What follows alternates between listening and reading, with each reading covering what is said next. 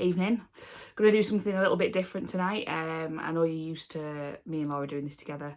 Sometimes it's me on my own, but usually when it's me on my own, I'm still at least talking about beer, to a certain extent anyway. But tonight we're going to do something a little bit different. For those of you that maybe know me, know that along with drinking beer, and that being something that I'm passionate about, one of the other things that I'm super passionate about is rugby. I played rugby for years and years and years. I'm now more of a casual spectator / participant when I can. But yeah, for those of you that watch the news, or I'm sure you'll have seen it on TikTok, it is the Rugby World Cup this weekend, which is exciting. It's probably the best time ever. There's Rugby World Cup happens every 4 years, so the last Rugby World Cup was in 2019. It seems absolutely insane that the last World Cup was in 2019, and then obviously before that, for those of you that are slow learners, the last World Cup prior to that was 2015. It's funny really, because the World Cups have kind of are like a little bit of a cornerstone for your sort of growing up in a way, and we'll get onto that a little bit more later on. But 2019 World Cup final was very, for me, tied in with me living back in Darlington, spending a lot of time with the rugby girls, still playing rugby. It was actually Snook's Hendu, sorry, the day of the Rugby World Cup final in 2019. I believe it was in November. Obviously we lost, we got arseholed by South Africa, but we did start drinking at like 8 o'clock in the morning at the rugby club. Talked about that briefly on the Best Pints I've Ever Had episode that we did a little while ago. I think Snook's going to come on here and talk to us about some of her favourite pints in the future, so that'll be a fun old time as well. But yeah, Rugby World Cup sort of makes you realise how rapidly you're aging as well. The last World Cup was halfway through being 26. I'm now almost halfway through being 30. I mean, that's me being dramatic. I was 30 2 months ago, but it's still a fast reminder of how rapidly you're aging. The 2015 World Cup was obviously in England, which was dead exciting, and I had only just moved to Leicester, so Leicester was one of the cities that was like a host for quite a lot of the games, and obviously Leicester's real big into its rugby, so it was a really cool place to be at the time. I was also, just a little side note, living in Leicester when Leicester won the football Prem, and it was insane. We lived just down the road from the King Power Stadium, and it was madness, so it felt like the place to be. Maybe it was the place to be in 2015. But yeah, so I wanted to just quickly talk about the Rugby World Cup. I'm sure for some of you will be familiar with some of the rugby podcasts that are out there. The Egg Chasers rugby podcast I've literally followed since it first started. I know that they said on their pod this Monday, that they were coming up for their 10th year, their 10th anniversary. So they started recording the podcast way back in 2013, which is mad. And I remember listening to it on my shitty old iPhone way back when you could only listen to it on like the Acast app and stuff. And they've been a bit of an inspiration for me doing this, because I know like Tim Cocker, he just sits and rants on and talks about, oh, come on then. Hello. For those of you that aren't watching this, the dog has just decided to come and sit on my knee, so we'll have to have a little second of cuddles, because otherwise she just kicks off. But yeah, so the guys over at Egg Chasers were a bit of an inspiration for me deciding to do a podcast at all, with the beer candle stuff as well. I've listened to it religiously. I'm a bit of a sad act and actually go back through and bloody listen to old episodes sometimes, and it's just three guys talking about rugby and talking about loads of other stuff as well besides that. So they were a little bit of inspiration for us starting this pod. Obviously, I'm sure some of you will be familiar with like James Haskell and Mike Tyndall's Good, Bad and Rugby podcast as well, which is something else that I really enjoy listening to. I like that it's a bit of a switch off, just talking about and listening to and thinking about rugby, because it's a little bit different than dealing with the stresses of doing beer candles and everything else that I've got going on at any minute of my life. So I am super excited. I'm not excited as an England fan particularly, because we've been absolutely garbage, but I'm hoping and praying that maybe Steve Borthwick knows something that we don't, and he's got some secret little game plan up his sleeve. I'm not holding my breath though. I don't think that is going to be the case, but we shall see. Obviously we binned off Eddie Jones and paid him off as well, which was another great move from the RFU. Earlier on this year, was it earlier on this year or back end of last year, to appoint Steve Borthwick? And yeah, so far it appears to have been a disaster, but he did manage to win the Prem for Leicester. So we shall see. But anyway, let's get into it. The opening game is Friday night at 8 o'clock.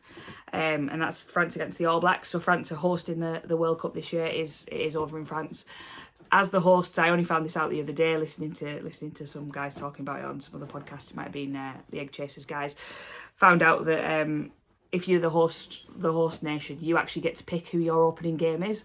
So that's a bit of a bold move from France, picking the bloody All Blacks to play against first. You've got to be backing yourself, much like England did in 2015 and then got knocked out at the group stages. I can't see that happening with France, but I can maybe see them getting beaten by the All Blacks in this first game. I can also see it happening the complete opposite way around as well. But the All Blacks did get beaten last week, so they will be sort of smarting a little bit from that. They got beat by South Africa, playing against them over here in Twickenham as a little opening game, which is a bit of a weird one. They also, as a side note, they managed to get more fans in Twickenham to watch New Zealand take on South Africa than we managed to get in Twickenham the day after when we played Fiji. So bit of a sign of the times for English rugby there. But yeah, that's the opening game. Bold moves from France. I don't know. I've got a bit of a feeling that France might manage to do it. They are a bit of a bogey team for New Zealand as well. They've knocked them out of World Cups in the past. And especially if New Zealand end up playing in white and the All Blacks... and if the All Blacks end up playing in white and France get to play obviously in their blue kit, it's a bit of a curse for the All Blacks that they don't play anywhere near as well when they're not wearing the black kit. So we shall see if that little conspiracy theory comes true as well. It's being played at the Stade de France, which is pretty cool. A massive stadium. It's got all them big screens at the end and all that stuff. So I'm sure they'll put on some sort of show. So yeah, it'll be really cool to see. 8 o'clock on Friday night, that is. I think I am venturing to Mowden Rugby Club to watch that, the rugby club that I have been a part of since the day I was born, pretty much. I think it was the first place that I was taken straight out of hospital as a tiny little light bulb headed baby, to go and wet the baby's head with my dad. I mean, I was the baby in that scenario, and I'm sure I ended up with a wet head, so job was done. But yeah, more on Mowden Rugby Club slightly later on. But yeah, be going there to watch the game on Friday night, hopefully, which should be cool. I'm also going to do a drink pairing for all of these games, as in what I will be drinking myself or what I suggest that you guys drink whilst watching it. Because it's in France, and obviously France is famous for its wine, I suggest a nice little drop of red wine for that game. Obviously, you can get some New Zealand red wine as well, but I think a little drop of French red, and have everything crossed that France managed to beat the All Blacks. I am normally a bit of a All Blacks keener, but the past couple of years I've not been so fond, and I would quite like to see France beat them at home. It would be quite cool to start the tournament off that way. So a nice little French red for that. I'll probably be having a coffee because I am driving to the rugby club, but we shall see how that pans out. And then, as an England fan, the big game of the weekend, I mean, speaking about it in a biased way, but I'm actually more excited for the South Africa-Scotland game than I am for the England game, but we'll go on to that in a little minute. England are playing on Saturday, also an 8 o'clock in the evening kick-off. We're playing against Argentina. It's not going to be good. I don't think it's going to be good anyway. The Argentinians have some awesome kit. They've probably got one of the nicest kits in the World Cup. And I think based on England's performance last week against Fiji, we're going to have a shocker. Obviously, Owen Farrell's been banned. Billy Vunipola been banned. We don't quite know what's going on. The Argentinians like to play with a nice bit of flair, but they also have quite a big pack and probably destroy us up front. So yeah, I'm not holding my breath, but stranger things have happened. We did get beat by Fiji last week. We've been beaten by Wales in the past month or so as well. It's probably the worst prep for a World Cup I've ever seen, but maybe that means that we'll go out and do all right. Into the 2019 World Cup, we'd been unbeaten for bloody ages, and we were beating everybody. Nobody could handle us. And we made the final in that year. Obviously 2015 we had the group of death with Australia and Wales and Fiji. So yeah, stranger things have happened than us do this. I've heard a lot of people saying the old cliche of, oh, it's going to be like 2007 all over again, where the World Cup was in France again, and we managed to make it through to the final in that year, and we were shocking. We had an absolute nightmare.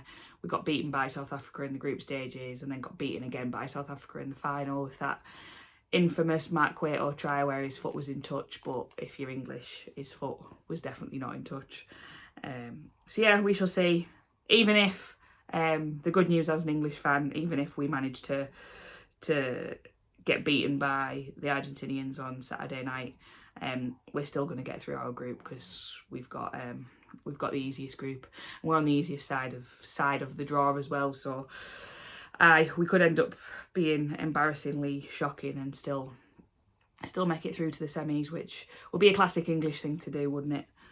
And then Sunday, I actually think Sunday is the most exciting day, most exciting day of this round. We've got South Africa against Scotland at 4:45 and Wales against Fiji. On all of these days, there is other games as well, by the way. I've just picked out the more exciting ones and the ones that I'll actually be watching. Just to quickly go back to the England game as well, I've put the drink pairing for that as probably an entire bottle of gin.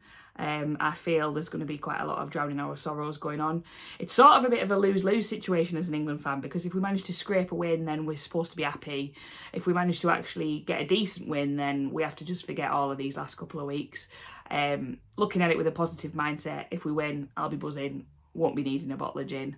And even if we get beat, I have decided that I'm going to be a Scotland fan for this World Cup, so it doesn't really matter too much either way. But yeah, drink pairing, either a good old-fashioned English cup of tea, some nice Earl Grey, because I do like a cup of Earl Grey, or on the same note, a little gin and tonic to drown our sorrows. So we shall see how that goes. Then Sunday, like I say, 4:45, after you've had your Sunday dinner, South Africa v Scotland. Just a note, I think that this is two of the best kits in this year's World Cup. South Africa's kit is unreal. Nike have smashed it out the park with that one, and their away kit is mint as well. And South Africa have the nice little touches on there, some bits of tartan and stuff like that. So,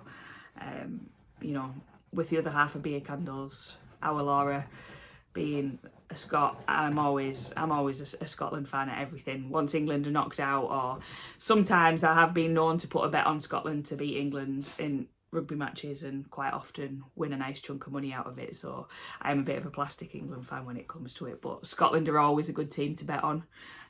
Don't ever bet against them. I remember that 38-all draw, Scotland v England, was it back in 2018 maybe, or maybe 2019, Six Nations. I had money on that game for that to be a draw and Finn Russell to score a certain amount of points, and absolutely smashed that. So South Africa v Scotland, I think that this could be a little bit of an upset. If I was going to put a little sneaky bet on it, I would bet on Scotland to win, but I can't actually see it happening. South Africa have been real powerful, and I think South Africa and France are my favourites for this, but again, we shall see. Scotland often manage to pull something out of the sleeve, with Finn Russell being a little wizard. He might do his classic thing of having a shocking first half and then come out fired up in the second half. A few Red Bulls at half time and he's mouthing off at everyone. So we shall see. But I think that'll be a really good game. My drink pairing for the for the Scotland-South Africa game would be either a couple of cans of Tennent's to do it for Scotland, bit of Iron Brew, or again maybe some nice South African wine, who knows. But either way, it's going to be an absolute scorcher of a game, that one, I think. And it's just a little bit of prep for the Wales-Fiji game. I think that's got the makings of being quite interesting as well. I massively fancy Fiji's chances. They ran England ragged last week. They also looked like they were really enjoying playing rugby, which is nice to see. It's a massive stage for them as well to be on. And you've got to remember that a lot of these lads that are playing in some of the what's classed as tier 2 nations, they are getting paid barely anything for representing their country at the World Cup, and we've got some of the bigger teams that'll be there on mega bucks as well. So there's a lot of pride when it comes to Fiji, and national holidays talked about last week when they beat England at Twickenham. So it's nice to see how passionate they get about it. They also have the nicest kit in the entire tournament. Their away kit, it's like black and red, unbelievable. Go and have a look at it. I might try and find a way to get it to pop up over here, but I don't know if I've got that level of talent, but it is unreal. Definitely want to get my hands on one of them. I'm going to talk a little bit more about kits in a couple of minutes as well. So yeah, I think drinks pairing wise for Wales v Fiji, I think a couple of pints of Guinness would go down quite nicely with that. Nice and smooth, black and white colour scheme supporting Fiji. And I do genuinely fancy Fiji's chances. I think they'll do all right. I think they'll also give Australia a scare when they've got to play them. So we shall see. But yeah, what I sort of wanted to go on to talk about was obviously the passion that's involved in rugby and why rugby is like as important to me as it is, and some of the things that it's given me over the years, without doing it in too much of a sort of wanky and vain way. I also wanted to show you something really cool, which I've just got here on the side here. My mum and dad got me this for my 30th birthday. How cool is that? I don't know if you can see well enough there on the screen, but it's Rugby World magazine, the world's most famous rugby magazine. And this one here is from July 1993. It was £2 back in 1993, and with inflation, I think it's about £5.75 or something like that these days. So seems about right. Obviously they got me it because it was my 30th this year, but some of the pictures in it are unbelievable. Like, look at this. Like, both of these guys there, supposed to be full-time athletes, and they look like 50-year-old men. Obviously, this was pre-rugby being professional, so they weren't actually professional athletes. They were just guys that were scaffolders and accountants and builders and stuff, which is pretty cool. And flicking through the magazine, like, I've read it cover to cover, and there's some unbelievable things in it. It makes you realise how much we've developed in all sorts of different ways since 1993. Obviously, rugby is now a professional sport. It's got all sorts of funding and backing to it. And there's all sorts of tech involved and that sort of thing. And it used to be the least technical sport in the world. Look at that. Pre-internet as well. So this is how you used to have to advertise things.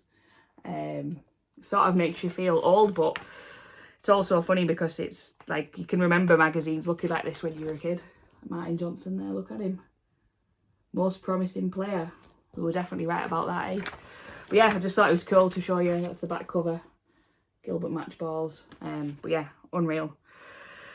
And it just made me realise how much, you know, rugby's developed in that time in comparison. Compare rugby back in 1993 to rugby in 2023. I think if you'd have shown anyone that was playing back in 1993, 30 years ago, what the game looked like today, I think they would be shocked and horrified for a variety of reasons. But they might be quite impressed with the reach that it gets these days, and, you know, the fact that we've got players like Louis Rees-Zammit and some of the French guys that are basically like full-time TikTok model style people as well, which is a bit random and unexpected when 30 years ago none of them had any hair and they had big moustaches. And some people would say it's changed for the better, but some people would say it's definitely not changed for the better. I know which camp I am in with that. I also thought for recording this little pod I would put this shirt on. It isn't actually mine, this shirt, it's my dad's. It's from 2001, Australia, 2001 Lion shirt. It has also got his name on the back. Well, it's got also my name on the back because surprisingly we have the same surname. And a number 15 because that's what position he always used to play. I think he'll probably correct me if I'm wrong on this one, but I think he was given this shirt for his retirement. He retired pretty much when I was born because he'd knackered his leg and he was a lazy fat bastard by then. I'm only joking. He still had a couple more years in him, and I think 2001 was about the time where he decided to sack it off and become a full-time drinker instead of a full-time pitch participant. He was a full-time bar participant after that. But yeah, I just thought it was cool to put this on for the pod. And I wanted to show you this as well because this is another little Lion shirt that's from the 2017 Lions tour, and it's signed by Dan Carter. Probably one of my favourite things. I don't know if you could actually see the little boom, yeah, there. So yeah, that's pretty cool. And that leads me on to kits and stuff like that as well. Mentioned before, South Africa kit, pretty fucking good. Fiji kit, unreal, best of the lot. England's kit, as garbage as England are, just uninspired, boring. But again, I'll be changing my tune if we manage to do something at the tournament, but I can't see it happening. It's funny really, isn't it? Because in 2003 when England won the World Cup, they had probably the coolest kit out there. I mean, it was pretty niche at the time. Everyone was still running around in big baggy canvas shirts like this, and England decided to get something that looked like a wetsuit, and it had that high neck, and they were all the little fat guys were running around like with the little fat head stuck out like that, like me there. And all of, like, you know, your big bald ugly ones, it was not doing wonders for them being in that shirt with the little catching mitts on and that as well. But it's one of them, look good, play good, as Gavin Henson might say. You know, get yourself in the skin tight white top, and who knows, you might win the World Cup. But if England's suits at the at the press conference the other day are anything to go by, they looked like little boys who'd been handed down their older brother's school uniform to wear for photo day. It was not a good look at all, but apparently that's trendy these days, those baggy sort of suits that look like they'd been on a wash that had made them fade. So yeah, to summarise, I don't fancy England's chances all that much at the World Cup. Stranger things have happened than us doing all right at it though. We could have another repeat of 2015. It would be very unusual if we did. We could get beaten by everybody, but I don't think that we will. Most excited about how Scotland might get on, how Ireland might get on, and how France might get on. Obviously, if any of the three of them guys won, it would mean that we had a new name on the Webb Ellis Trophy, which would be pretty cool. And I also can't be bothered with any of this nonsense that'll go on around the high tackle laws and people getting banned and all that. Like, on both sides of the coin, it's shit. It's shit that they've decided to introduce that as a rule. It's shit that people are experiencing head contact issues from playing rugby as well.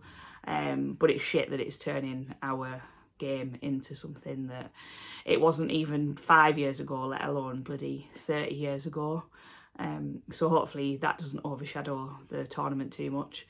I'm sure there'll be all kinds of stories and controversy happen throughout the World Cup, but yeah, might do a little update pods like this throughout the World Cup just to sort of keep my hand in. I do quite like talking about rugby and talking about stuff that isn't necessarily directly related to beer candles, but it is kind of beer related. Rugby and beer do go completely hand in hand. They are like, yeah, they're definitely bedfellows, aren't they? So yeah, so might keep doing these throughout the tournament. Get Laura involved as well and see what she has to say and give me her opinion about rugby, because she is firmly a football girl. But yeah, thank you for listening. Drop us a follow if you want some more beer candles related commentary on any of the rugby. We'll be posting stuff on our socials about that. We will also be posting like where we're going to be when we go for drinks and stuff for the rugby. Sorry, we've just had a pitch invader. So yeah, so if you wanted to go and meet us anywhere for a pint for the rugby, and come on England, but say that quietly. And if England are going to be shite, then come on Scotland. And if Scotland are going to be shite, then come on France. But yeah, happy days. Thanks for listening. Drop us a follow. Subscribe on YouTube. It does massively help if you can drop us a subscription. It'll be going up on Spotify this as well, so drop us a follow on there, and then it'll go in your feed and all that jazz. And let us know if there's anything else that you want us to talk about. Laura and I are going to do a proper pod, the two of us together, hopefully over the weekend at some point, maybe Friday night, so drop that kind of Saturday, Sunday. And let us know what you think about the rugby. If any of you would like to come on and talk to us about rugby, or talk to us about beer, we're definitely up for that. If your pub or venue or anything like that is having the rugby on and you would like two birds to show up, that's the pugs again. I'll just show you.